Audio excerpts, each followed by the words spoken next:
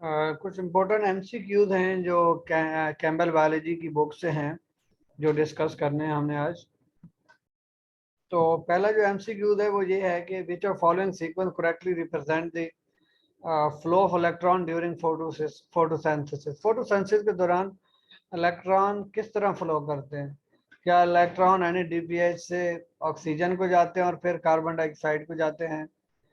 तो ये बात तो गलत है। क्या वाटर से NADPH को जाते हैं और फिर कैल्विन साइकिल को जाते हैं? तो ये बात दुरुस्त है।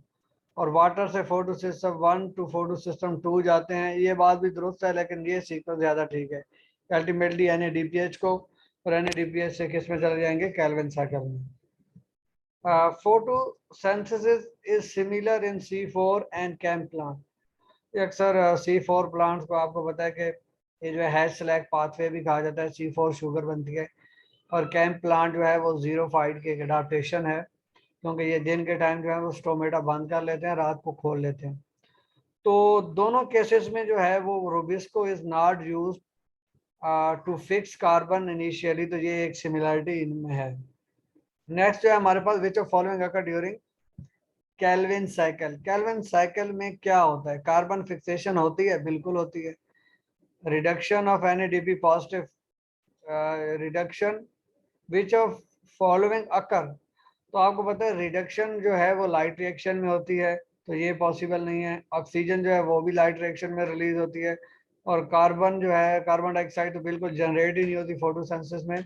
तो पहला ऑप्शन जो है कि कार्बन फिक्सेशन लाजमी होती है।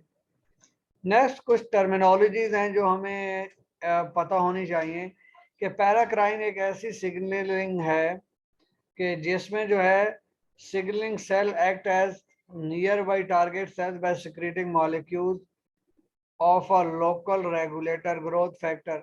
तो सेल जो है सिग्नलिंग मॉलिक्यूल रिलीज कर रहा है अपने आसपास वाले सेल्स के लिए। तो नेक्स्ट है कि साइनेप्टिक सिग्नलिंग। अगर आपको न्यूरॉन का स्ट्रक्चर याद हो तो न्यूरॉन जो है वो साइनेप्सिस करते हैं। साइनेप्सिस कैसे होगी कि जब एक्सोन के एंड पे एक नर्व इम्पल्स पहुंचेगी तो दूसरे के डेंड्राइट होंगे, एक के एक्सोन होंगे, तो दोनों के दरमियान स्पेस होगी साइनेप्टिक क्लेफ्ट। तो वहां पे न्यूरो ट्रांसमीटर रिलीज करेगा, जो जिस न्यूरॉन जो प्री साइनेप्टिक जो है वो न्यूरॉन के जहाँ से वो है नर्व इम्पल्स आ रही है, तो वो दूसरे को जो है वो आगे नर्व इम्पल्स ट्रांसमिट करेगा। एंडोक्राइन और हार्मोनल सिग्नलिंग आपको ऑलरेडी पता है कि इसमें एंडोक्राइन ग्लैंड जो है वो डक्टलेस ग्लैंड होते हैं, और ये जो है हार्मोन रिलीज करते हैं जो डायरेक्टली ब्लड में जाता है, जैसा कि इंसुलिन, ग्लूकागॉन, पैराथार्मोन, कैल्सिटोनिन वगैरह।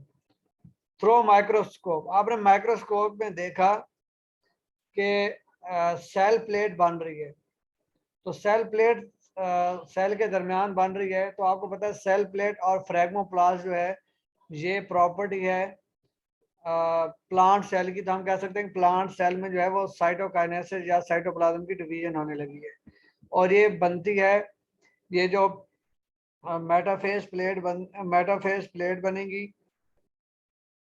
और ये जो वेजिकल्स हैं इसकी फॉर्मेशन के लिए ये गोल्गी apparatus रहेंगी। विनब्लास्टीन एक केमोथेराप्यूटिक ड्रग है, कैंसर के लिए इस्तेमाल होती है। तो पूछा ये जा रहा है कि ये माइक्रोट्यूब्यूल की असेंबली को रोकती है। सवाल ये है कि ये क्या करती है? माइक्रोट्यूब्यूल में चूंकि माइटोटिक स्पिंडल बनाना होता है, तो हम कह सकते हैं कि ये स्पिंडल की जो है वो डिसरप्शन को कर रही है, मीन के माइटोटिक स्पिंडल को नहीं बनने दे रही। बाकी DNA इनहिबिशन से इसका ताल्लुक ही नहीं है, जो मायोसिन है उससे भी इसका कोई ताल्लुक नहीं है, और साइक्लिन से भी इसका ताल्लुक नहीं है। Next, one of the difference between normal and cancer cell. Cancer जो है वो माइटोसिस में एरर्स की वजह से होती है। नॉर्मल सेल्स और कैंसर सेल्स में जो एक फ़र्क, ये भी बड़ा फ़र्क है कि cancer cell rapid cell division करते हैं, और कैंसर सेल में जो है न्यूक्लियस टू साइटोप्लाज्म रेशियो जो है वो ज़्यादा होती है। और कैंसर सेल जो है continue to divide when they are tightly packed together. Mean tightly packed है फिर भी ये डिवीजन पे डिवीजन की जा रहे हैं। The decline of MPF activity at the end of mitosis. At the end of mitosis अगर MPF एक्टिविटी जो है वो डिक्रीज हो रही है, तो उसके पीछे जो रीजन है वो साइक्लिन प्रोटीन की डिग्रेडेशन है। इन सेल सम ऑर्गेनिजम्स माइटोसिस अकर विदाउट साइटोकाइनेसिस। साइटोकाइनेसिस चूंकि साइटोप्लाज्म की डिवीजन है और माइटोसिस में ये नहीं हो रही, या सेल डिवाइड कर रहे हैं और साइटोकाइनेसिस नहीं कर रहे, सिर्फ कैरियोकाइनेसिस कर रहे हैं, तो इस केस में cells with more than one nucleus generate होंगे, क्योंकि न्यूक्लियस को सेपरेट करने के लिए साइटोकाइनेसिस नहीं हो रहा। विच of following occur during S phase. S phase एक ऐसी फेज है कि जिसमें सेल जो है अपने क्रोमोसोम नंबर को डबल करते हैं, डीएनए को डबल करते हैं, तो रेप्लिकेशन ऑफ डीएनए जो है वो एस फेज में होगी। A human cell containing 20 autosomes and a Y chromosome। आपको पता है फीमेल में तो वाई क्रोमोसोम होता ही नहीं है, तो लिहाजा वाई क्रोमोसोम है और 20 ऑटोसोम है, तो ये जो है स्पर्म है। जाइगोट वैसी डिप्लॉइड है, सोमैटिक सेल में तो आपको पता है कि 46 क्रोमोसोम होंगे, और एग जो है उसमें जो है वो वाई क्रोमोसोम पॉसिबिलिटी नहीं है। The two homologies of a pair move toward opposite pole during homologous pair। Meiosis 1 में जो है वो होमोलोगस पेयर आपस में सेपरेट होंगे, और मियोसिस 2 के एनाफेज 2 में जो है वो सिस्टर क्रोमेटिड्स आपस से सेपरेट होंगे। Meiosis 2 is similar to that to mitosis in that. Meiosis 2 जो है वो माइटोसिस जैसा ही है। इसके पीछे रीजन क्या है कि दोनों केसेस में जो है वो सिस्टर क्रोमेटिड्स सेपरेट होते हैं ड्यूरिंग एनाफेज। नेक्स्ट क्वेश्चन है कि अगर G1 फेज में content of a diploid cell during the G1 phase is X। Okay, अब आपको पता है कि G1 फेज जो है पहले G1 आती है फिर S आती है। अगर G1 में X है तो G2 में जो है वो 2X हो जाएगा, और जो 2X हो जाएगा तो अगेन जब होमोलोगस क्रोमोसोम मियोसिस 1 में सेपरेट हो जाएंगे तो फिर X रह जाएगा।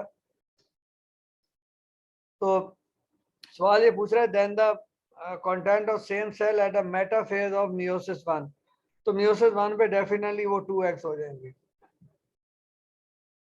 नेक्स्ट है कि इफ अ सेल लीनेज, अगर हम क्वेश्चन को रिपीट करें तो DNA content of single source and metaphase 2, तो आपको पता है मेटाफेज 2 में जो है क्रोमोसोम जो है अगर यहाँ पे डिप्लॉइड हो गए हैं मीन 2X हो गए हैं, तो 2X होने के बाद जो है वो सेल जो है आपको पता है क्रोमोसोम सेपरेट हो जाएंगे, लेकिन सेपरेट किस तरह होंगे कि होमोलोगस सेपरेट हो जाएंगे। तो यहाँ पे सिस्टर बचेंगे, नॉर्मली X होना चाहिए लेकिन 0.5X होगा क्योंकि सिस्टर को हम एक ही गिनेंगे। एक और दूसरी बात कि ग्रिफ्थ एक्सपेरिमेंट जो आपको बताया कि उसने स्ट्रेप्टोकोकस निमोनियाई पे एक्सपेरिमेंट्स किए थे, तो ग्रिफ्थ के जो कंक्लूजन्स थे वो ऐसा उसने कुछ डीएनए का जिक्र नहीं किया था। उसने बस यही कहा था कि जो है वो ट्रांसफॉर्मेशन हो रही है, लेकिन किस तरह हो रही है ये ग्रिफ्थ नहीं बताया था। The living R bacteria had been transformed into pathogenic S.